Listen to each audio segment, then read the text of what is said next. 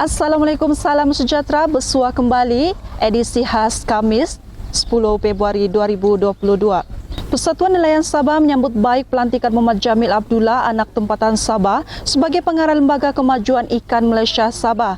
Ahli Lembaga Persatuan Nelayan Sabah dan Kebangsaan Nikmat Saiful Bahari Haji Muin berkata, pelantikan Muhammad Jamil, warga Sabah, bagi menggantikan Sundralingam AL Nagia sebagai pengarah berkuat kuasa 15 Februari 2022 adalah berita baik. Sundralingam akan dipindahkan semula ke Perak.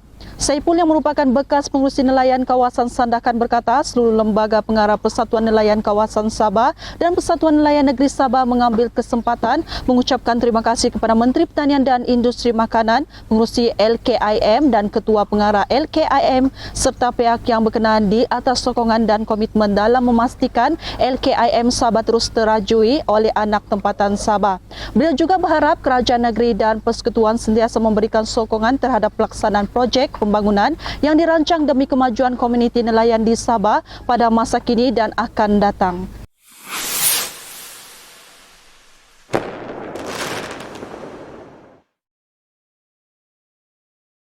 Harga runcit cili yang semakin tinggi kepada RM50 malah sehingga RM100 sekilogram pada musim tahun baru Cina berikutan kemerosotan bekalan akibat keadaan cuaca. Seorang bekas kaki tangan penjawat awam yang kini sudah bersara, beliau mengatakan dia sering membeli cili di Tamu Donggongon dan dia mendapati bekalannya berkurangan sebelum hari perayaan tahun baru Cina tiba. Tetapi beliau terkejut mengetahui harga itu meningkat dan dia mengatakan itu adalah harga tertinggi yang pernah ia temui. Malah dia sempat pergi meninjau beberapa gerai yang lain dan dia mendapati penjual meminta RM50, RM70, RM80 dan RM100 sekilogram untuk cili. Akhirnya dia membeli beg kecil cili pada harga RM50 sekilogram. Menurut berita daripada seorang penjual di Pasar Besar Kota Kinabalu, kos cili meningkat 2 kali ganda kerana keadaan cuaca sekarang yang menjejaskan hasil tuaian. Beliau sempat mengatakan cili mata burung sebelum ini berharga antara RM20 dan RM30 sekilogram, tetapi sekurangnya itu telah melonjak ke harga pada RM50 sekilogram. Idola Angguni telah mengeluarkan produk kopi untuk kesihatan yang dinamakan sebagai Beat Coffee. Antara kebaikan yang kamu boleh dapat dalam Beat Coffee ini ialah dapat menguatkan sistem ketahanan badan, membersihkan buah pinggang, dapat membersihkan saluran usus, membina semula sel darah merah, membantu membuang toksik dalam darah.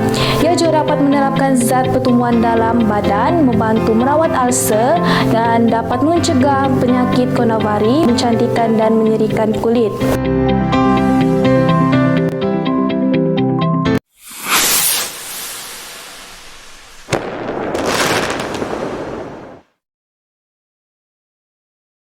Timbalan Presiden Parti Solidariti Tanah Airku, Datuk Robert Taufiq, menyeru kepada seluruh ahli parti itu supaya berdaftar sebagai anggota Koperasi Star Sabah bagi membantu koperasi itu berkembang dengan lebih baik.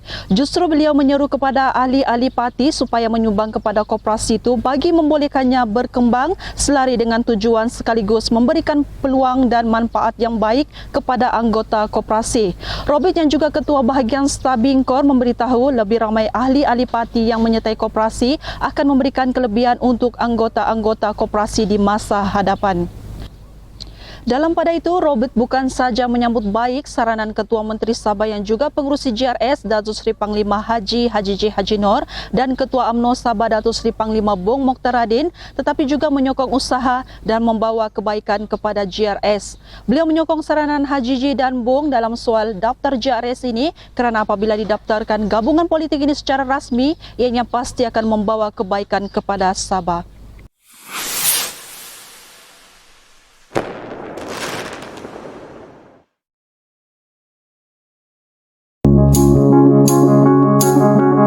Tiknis ini dapat melegakan sembelit, dapat meratakan perut yang buncit, dapat membersihkan usus secara berkesan, mengurangkan berat secara efektif, mengurangkan sakit lutut dan dapat mengurangkan kebas kaki dan tangan. Bukan itu saja, Pretty Cleanse juga dapat membaiki sistem pernafasan, juga dapat menurunkan paras glukosa dan dapat mengawal tahap kolesterol, mengawal diet yang seimbang, dapat mengawal hormon dan mampu mengurangkan masalah obesitas. Seorang lelaki dipenjara 6 bulan selepas mengaku bersalah memberikan maklumat palsu kepada polis. Kononnya dia ternampak sekumpulan bersenjata menyusup masuk ke Long Patau Tampiasan di sini baru-baru ini. Pengakuan itu dibuat di hadapan Magistrate Rian Sagiran Raina ketika lelaki terbabit dihadapkan di Mahkamah Magistrate Lat Datu kemarin.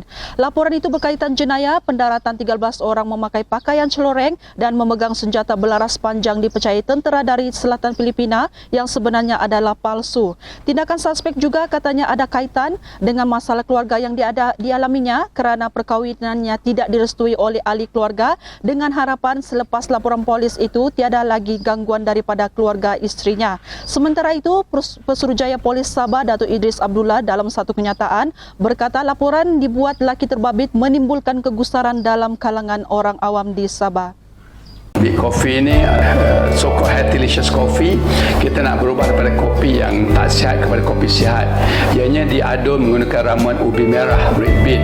Saya rasa pengguna hari ini bijak, mereka boleh google apa itu red beet atau ubi beet merah yang khasiatnya diakui oleh masyarakat dunia, oleh pakar-pakar seperti pakar jantung dan sebagainya.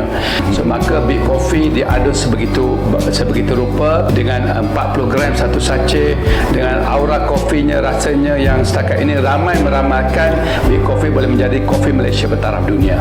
Big Coffee, terasa nikmatnya.